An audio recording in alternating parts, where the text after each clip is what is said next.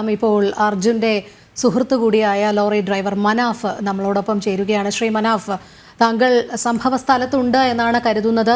ഏറ്റവും ഒടുവിലായി ചില സിഗ്നലുകൾ ലഭിച്ചു എന്ന് അറിയാൻ സാധിക്കുന്നുണ്ട്. അതനുസരിച്ചുള്ള രക്ഷാപ്രവർത്തനമാണ് ഇപ്പോൾ പുരോഗമിക്കുന്നത് എന്നും അറിയുന്നു. എങ്ങനെയാണ് ഇപ്പോൾ നിലവിലെ സാഹചര്യം?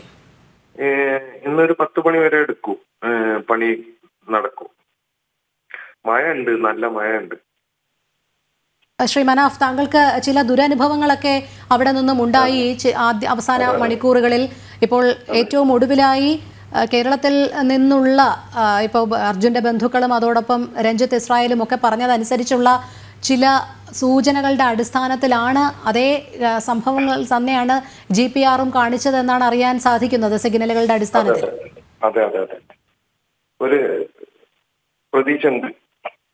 ഇപ്പോഴും മണ്ണുമാന്ത്രി യന്ത്രം ഉപയോഗിച്ച് തന്നെയാണോ അവിടെ മണ്ണ് നീക്കം ചെയ്യുന്ന പ്രവൃത്തി നടക്കുന്നത്?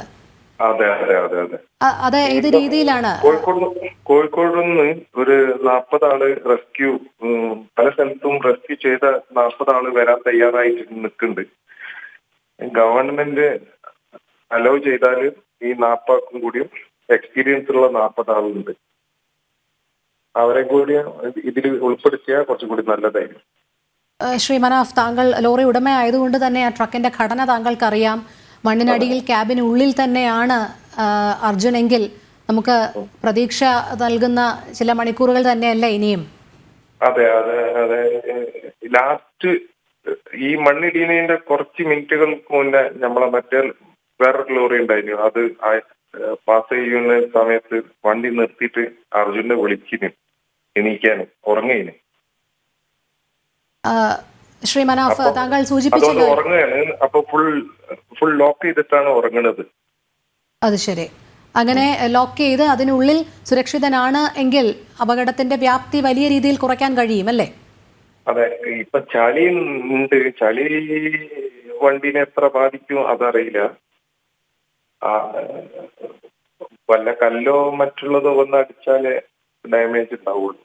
ശ്രീ മനാഫ്, ഇപ്പോൾ കാലാവസ്ഥ എങ്ങനെയാണ്? പ്രതികൂലമായി നേരത്തെയൊക്കെ മഴ വലിയ രീതിയിൽ പെയ്യുന്നുണ്ടായിരുന്നു. അതെ, ഇപ്പോഴുമുണ്ട്. ഈ രഞ്ജിത്ത് ഇസ്രായേൽ 3 മണിക്കാണ് എത്തിയത്. ഈ കത്തറി അടിപിടി കഴിഞ്ഞിട്ട് 3 മണിക്ക് ശേഷമാണ് റെസ്ക്യൂവിന്. എന്തുകൊണ്ടാണ് ശ്രീ മനാഫ് ഇത്തരത്തിൽ ചില ഈ ഉദ്യോഗസ്ഥരുടെ ഭാഗത്ത് നിന്ന് മോശം പ്രതികരണം ഉണ്ടാകാനുണ്ടായത്? എല്ലാവരും ഒരു ജീവന് വേണ്ടിയാണല്ലോ പരിശ്രമിക്കുന്നത്. ഒന്നുമില്ല, വളരെ സിമ്പിൾ ആയിരുന്നു. റെസ്ക്യൂ ടീം വന്നത് അവർക്ക് ഇഷ്ടപ്പെട്ടില്ല. റെസ്ക്യൂ ടീമിന്റെ ആവശ്യം എന്തിനാന്ന് ചോദിച്ചിട്ടാണ് പ്രശ്നം തുടങ്ങിയത്. അതായത് തികച്ചും കർണാടക സർക്കാരിന്റെ ഭാഗത്തു നിന്ന് തന്നെയാണ് ഈ ഉദാസീന നടപടിയും ഇപ്പോഴും അത് തുടരുന്നതും. അതെ അതെ അല്ല, കർണാടക ഗവൺമെന്റിന് കുറ്റം പറയാനൊന്നും രാഷ്ട്രീയ നേതാക്കന്മാരെ പ്രശ്നം ഒന്നല്ല. അതെ, കുറച്ച് പോലീസുകാർ ആണ് പ്രശ്നക്കാർ. അതെ, മനസ്സിലാകുന്നുണ്ട്. അതായത് അവരുടെ ഭാഗത്തു നിന്ന് ഒരല്പം കൂടി ഇച്ഛാശക്തി ഉണ്ടായിരുന്നുവെങ്കിൽ കാര്യങ്ങൾ കുറച്ചുകൂടി വേഗതയിൽ നീങ്ങിയേനെ, അല്ലേ? അതെ അതെ അതെ, താങ്കൾ നേരത്തെ സൂചിപ്പിക്കുകയുണ്ടായി ഇവർക്ക് ഇതിന്റെ മുന്നേ ഒരു മുൻപരിചയവും ഇല്ല. ഈ കർണാടക റെസ്ക്യൂ ടീമിന് ഇതിന്റെ മുന്നേ ഒരു വലിയ മുൻപരിചയമൊന്നുമില്ല. അതിന്റെ ഒരു ഇത് അവിടെ കാണുന്നുണ്ട്, വ്യത്യാസം. അതിന്റെ ന്യൂനത അവിടെ പ്രകടമാണ്, അല്ലേ ശ്രീ മനോജ്? അതെ അതെ അതെ. താങ്കൾ നേരത്തെ സൂചിപ്പിച്ചിട്ടുള്ള ഒരു 40ഓളം സംഘം വോളണ്ടിയേഴ്സ് അവിടെ എത്തിയിട്ടുണ്ട് എന്നുള്ളത്. അവർക്ക് അനുമതി റെഡിയായി നിൽക്കുകയാണ്. ആരാണ് അനുമതി നൽകേണ്ടത്? നിലവിൽ കർണാടക ഗവൺമെന്റ് അനുമതി നൽകണം. അതിന് അല്ലെങ്കിൽ കേന്ദ്ര ഗവൺമെന്റ് അനുമതി വാങ്ങിത്തരണം, അവർക്ക് പുറപ്പെടാൻ പറ്റും. അതിനും കാലതാമസം നേരിടുകയാണ് ഇപ്പോൾ. അതെ അതെ അതെ അതെ, ഇവിടെ 2 ആള് വന്നതിന് തന്നെ അത്യാവശ്യം അടി വാങ്ങിക്കിന്.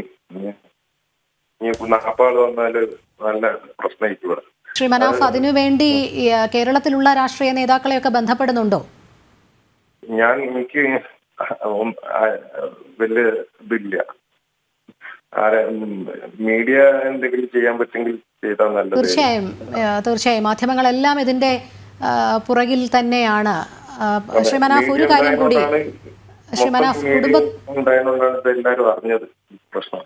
അതെ അതെ, എന്തായാലും ഇതെല്ലാം ഉദ്യോഗസ്ഥരുടെ ശ്രദ്ധയിൽ പെടണമെന്ന് തന്നെയാണ് ഞങ്ങളും ആഗ്രഹിക്കുന്നത്. ശ്രീ മനാഫ്, അതോടൊപ്പം കുടുംബത്തിന് വലിയ രീതിയിലുള്ള അതൃപ്തിയുണ്ട്. രക്ഷാപ്രവർത്തനങ്ങൾ അടക്കമുള്ള കാര്യങ്ങളിൽ കഴിഞ്ഞ 4 ദിവസവും വലിയ രീതിയിലുള്ള കെടുകാര്യസ്ഥതയായിരുന്നു എന്നുള്ളത് ഇന്ന് വളരെ ദുഃഖാർത്തരായിട്ടാണ് അവർ മാധ്യമങ്ങളോട് പ്രതികരിച്ചത്. അതെ അതെ അതെ, ഭയങ്കര അവിടുത്തെ വീട്ടിലെ സിറ്റുവേഷൻ എനിക്കറിയാം. അതും എന്റെ ടെൻഷനും അതും കൂടിയാണ്. ഇങ്ങനെ ഇങ്ങനെ എന്താ പറയാ, അങ്ങോട്ടും ഇല്ല ഇങ്ങോട്ടും ഇല്ലാത്ത മാതിരി നിൽക്കുന്ന ഒരു സന്ദർഭം ഭയങ്കരമാണല്ലോ. ആർക്കും ഉറങ്ങാൻ വരെ കഴിയില്ല. ഇത് ഇപ്പോൾ നിലവിൽ നിങ്ങളെല്ലാവരും അവിടെ തന്നെയല്ലേ, ഈ ദുരന്തമുഖത്ത് തന്നെയല്ലേ ശ്രീ മനാഫ്? അതെ, ഞാൻ വണ്ടിയിലുള്ള മഴ വന്നിട്ട് വണ്ടിയിൽ കയറി. ഒരു കാര്യം കൂടി, ഒരുപക്ഷെ മനാഫിനും അർജുനും ഒക്കെ ഈ പാതയിലൂടെ നിരന്തരം യാത്ര ചെയ്തവരാണ്, ഇന്ത്യയൊട്ടാകെ യാത്ര ചെയ്തിട്ടുള്ളവരാണ്. നിങ്ങൾക്ക് എല്ലാ സ്ഥലവും വളരെ സുപരിചിതമാണ്. ഇങ്ങനെ ഒരു അപകടം പതിയിരിക്കുന്നു എന്നുള്ളത് എപ്പോഴെങ്കിലും ചിന്തയിൽ പോയിട്ടുണ്ടായിരുന്നു? അങ്ങനെയാണെങ്കിൽ കർണാടകയിലെ അധിക റൂട്ടിലും നിർത്താൻ കഴിയില്ല. ഇതേമായിട്ട് കുന്ന് 100 കണക്കിലുണ്ട് ഇവിടെ. എല്ലാം ഇത്തരം ദേശീയപാതയോട് ചേർന്ന് ചെങ്കുത്തായ പ്രദേശങ്ങൾ തന്നെയാണ്. അതെ അതെ അതെ. എന്തായാലും ശ്രീ മനാഫ്, ഇനിയും താങ്കളെ ബന്ധപ്പെടാം. ഏത് രീതിയിലാണ് അവിടെ രക്ഷാപ്രവർത്തനം പുരോഗമിക്കുന്നത് എന്ന് ഞങ്ങളോടുകൂടി അപ്ഡേറ്റ് ചെയ്താൽ വളരെ നല്ലതായിരിക്കും. ഓക്കെ. വളരെ നന്ദി ശ്രീ മനാഫ് പ്രതികരിച്ചതിന്.